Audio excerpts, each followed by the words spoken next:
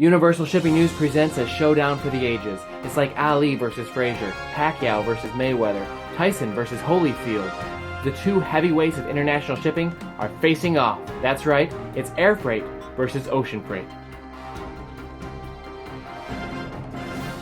We're using boxing as a metaphor to show how air freight and ocean freight match up in 8 different categories because, well, obviously I know a lot about boxing. Round 1. Speed. Speed is important when it comes to a fighter so he can dodge jabs and get some of his own in there, but it's also important when it comes to international shipping. Air freight is a much faster way to ship. While air freight tends to deliver cargo in just days, ocean freight tends to take weeks, sometimes even a month or two. If you need your cargo delivered fast, you want air freight. Round 2. Reliability. When it comes to a fight, you want someone you can count on in your corner. It's the same when it comes to international shipping. When it comes to reliability, ocean carriers are notoriously bad. On top of that, if you miss a voyage or a voyage is canceled, you're talking about a week, maybe a 2-week delay for your cargo.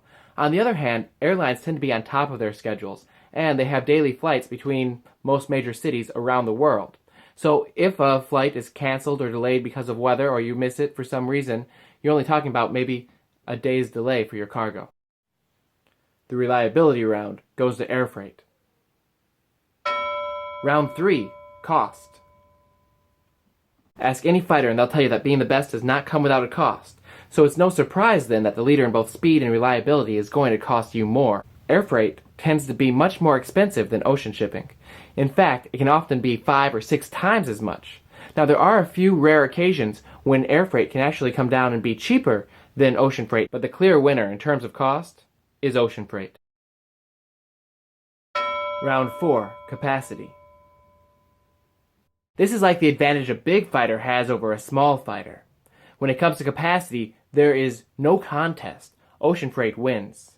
In fact, ocean freight struggles with overcapacity, while space for air cargo is extremely limited. The larger the quantity or size of the cargo that you want to move, the more likely it is that you want to go with ocean freight. Round 5. Destinations. This is a close round because you can pretty much ship anywhere in the world using both ocean freight or air freight. However, a fighter does tend to be at an advantage when he's on his home turf. And the farther you are inland, the farther you are away from ocean shipping's home turf. That means that you'll have to spend more money on trucking, rail, or short sea shipping in order to reach the final destination. Destinations? Advantage, air freight. Round 6. Tracking. You always need to see everything that's going on in a fight. Well, you want the same thing when it comes to your international shipping. But whether you're doing air freight or ocean freight, you're going to be able to have tracking the whole way on your shipment. This round is a tie. Round 7. Logistical Complications. A good fighter always has a strategy when facing an opponent. And when going into international shipping, you also want a strategy. But you also want things to be as simple as possible, I would imagine. So what's easier, air freight or ocean freight? Well, really, you're going to be dealing with the same kind of complications either way. The paperwork, the custom clearance, the laws, the fees that are different from country to country. Either way, you're going to want a logistics provider like a freight forwarder on your side who knows the ins and outs of international shipping. So really, this ends up being a tie. Round 8. Environmental impact.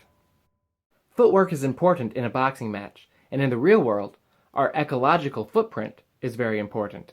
CO2 emissions are much lower when you're shipping by ocean than when you're shipping by plane. So when it comes to being green, ocean freight becomes the winner. Who wins the international shipping belt? It's a tough call.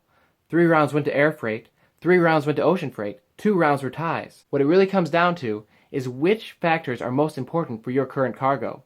Do you need speed or do you need lower costs? One's going to take you to air, one's going to take you to sea. You can find out more about all of this at universalcargo.com.